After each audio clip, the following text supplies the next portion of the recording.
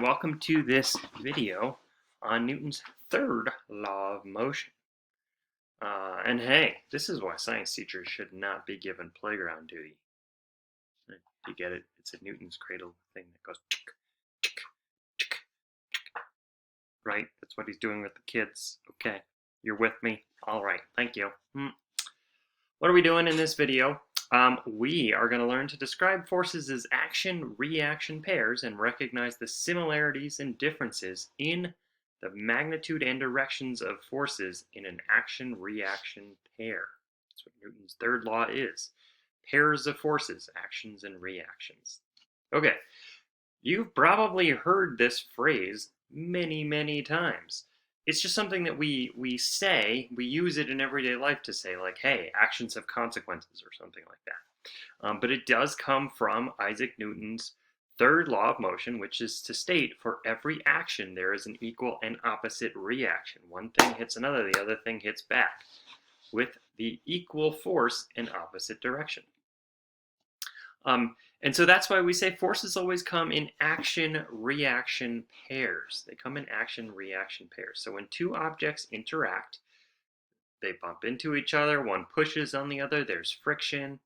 The forces acting on both of them are the same magnitude. Remember, magnitude is a word for size, but they are moving in opposite directions. They're moving in opposite directions. So it's an action-reaction pair.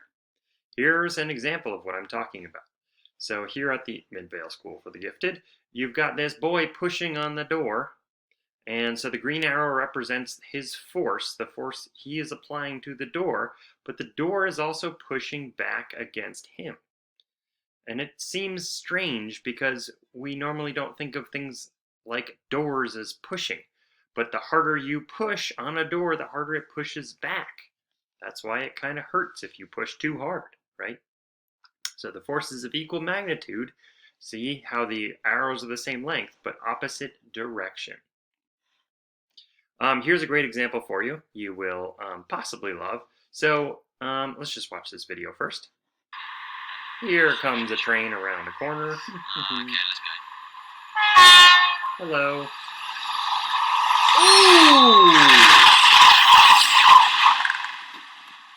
Ooh! Yikes.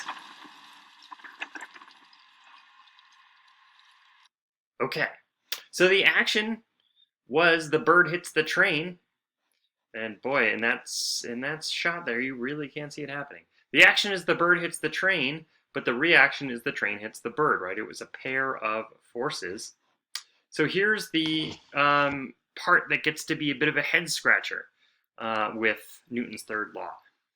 Most people don't intuitively realize that the force is the same. Both the train and the pigeon experience the same amount of force.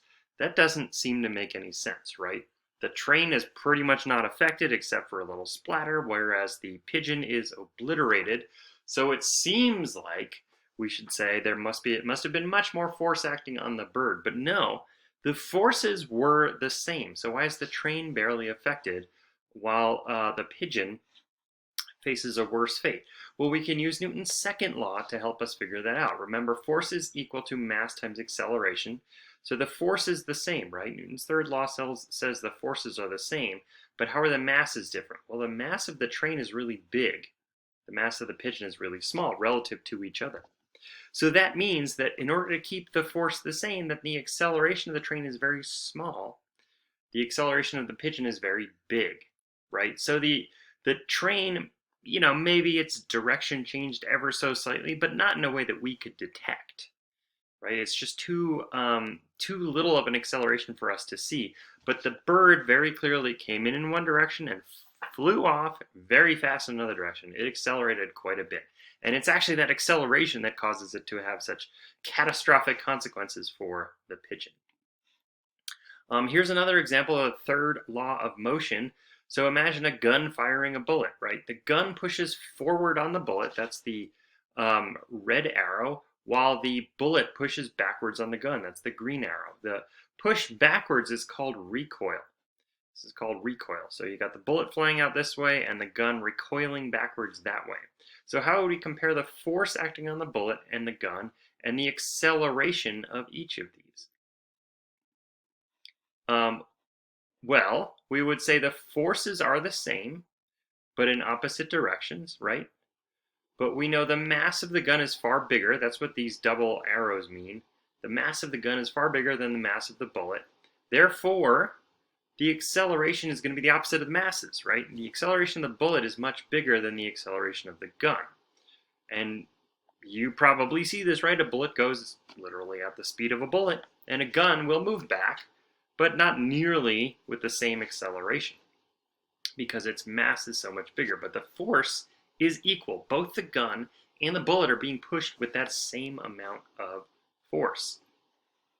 Here's another example. A baseball bat hits a ball with a force of 500 newtons, right? So here's the force of the bat on the ball, and the opposite one would be the force of the ball on the bat. What is the force of the ball on the bat? Well, it's 500 newtons, right? Equal, equal magnitude, opposite direction. The bat is pushing back this way against the ball. I'm sorry, the ball is pushing back this way against the bat, but same magnitude, same size, 500 newtons. So that's the kind of thing that you would have to deal with to figure out Newton's third law of motion. All right, see you next time.